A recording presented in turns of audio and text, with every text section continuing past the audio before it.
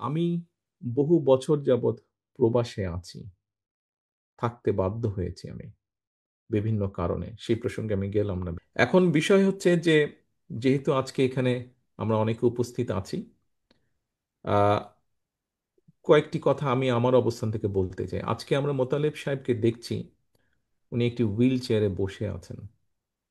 আ এবং কমবেশি এখানে যারা আপনারা উপস্থিত আছেন, কমবেশি প্রত্যেকের ধারণা আছে। বাই নাও এই অনুষ্ঠানের মাধ্যমে বহু মানুষ এর মধ্যে জেনেছেন যে কিভাবে উনি এরকম ক্ষতির শিকার হলেন। আতাতের আঘাতে উনি এরকম হয়েছেন, রাজনৈতিক প্রতিপক্ষের আঘাতে। প্রিয় সহকর্মী বৃন্দ, প্রিয় উপস্থিতি বৃন্দ, আমি বহু বছর যাবৎ প্রবাসে আছি। থাকতে বাধ্য হয়েছি আমি বিভিন্ন কারণে। সেই প্রসঙ্গে আমি গেলাম না বিস্তারিত আলোচনায়।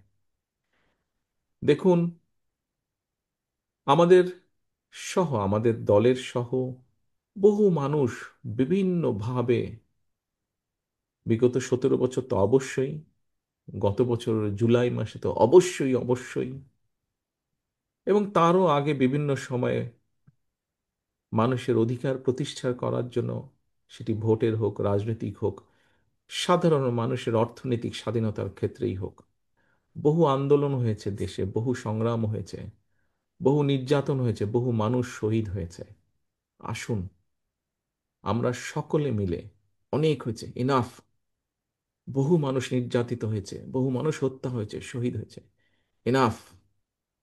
আসুন আমরা সকলে একটা জায়গায় আসি, মতভেদ ভেদাভেদ কমিয়ে নিয়ে আসি। আমরা আমরা কথা বলি। বিভিন্ন রাজনৈতিক দল আছে, তাদের বিভিন্ন আদর্শ থাকতেই পারে, সেটাই থাকাটা স্বাভাবিক। আমরা বহুদলীয় রাজনীতিতে বিশ্বাস করি, বিভিন্ন রকম মত মত থাকবেই, এটাই স্বাভাবিক। পৃথিবীতে সব গণতান্ত্রিক দেশেই এটা আছে।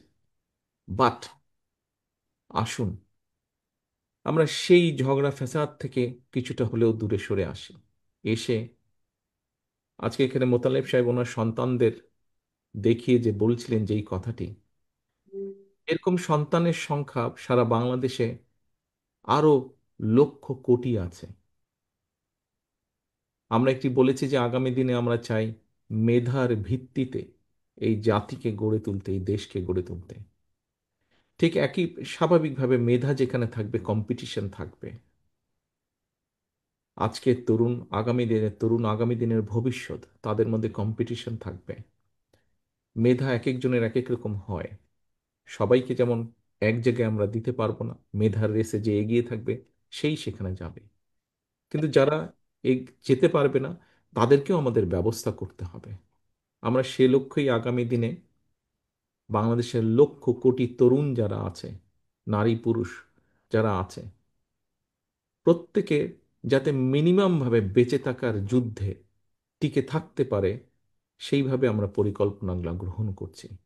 যাতে মোতালেব সাহেবের পরিবারে যেমন সন্তানরা এখনো সকলে ব্যবস্থা করতে পারেনি, কিন্তু ভবিষ্যতে যাতে এই সন্তানেরা কোনো না কোনোভাবে নিজের সৎ পথে উপার্জনের ব্যবস্থা করে নিতে পারে, আমরা আমাদের পরিকল্পনাগুলোকে সেভাবে সাজাতে চাচ্ছি। একজন রাজনৈতিক কর্মী হিসাবে আমি যেরকম আমার দলের পরিকল্পনা তৈরি করছি কিভাবে আগামী দিনের তরুণ প্রজন্মকে বিভিন্নভাবে কর্মসংস্থানের ব্যবস্থা করব, আমি যেমন আমার দলের রাজনৈতিক কর্মী হিসাবে পরিকল্পনা করছি, তৈরি করছি কিভাবে আগামী দিনে, একটু আগে রিজভী ভাই যেটা বললেন, লক্ষ লক্ষ মানুষ এই দেশের হাসপাতালের মেঝেতে শুয়ে থাকে, যাতে এইটিকে ধীরে ধীরে এই চিত্রের পরিবর্তন করা যায়, মানুষের কাছে যাতে মিনিমাম হলো একটু ভালো চিকিৎসা ব্যবস্থা পৌঁছে দেওয়া যায়, সেই পরিকল্পনা গ্রহণ করছি। বাংলাদেশ কৃষি নির্ভর দেশ।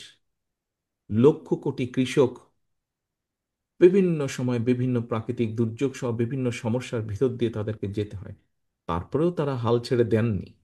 তারা মাঠে আছেন, কৃষিকাজ করছে বলেনি বাংলাদেশের ২০ কোটি মানুষ খেয়ে পড়ে বেঁচে আছে। এই কৃষকদের পাশে কিভাবে দাঁড়ানো যায়? বাংলাদেশের গ্রামে গঞ্জে লক্ষ কোটি মা বোনেরা, তাদেরকে কিভাবে আরেকটু স্বাবলম্বী করে গড়ে তোলা যায়, তাদেরকে কিভাবে আরেকটু অর্থনৈতিকভাবে শিক্ষার আলোকে গড়ে তোলা যায়, সেই পরিকল্পনা আমরা গ্রহণ করছি। প্রিয় সহ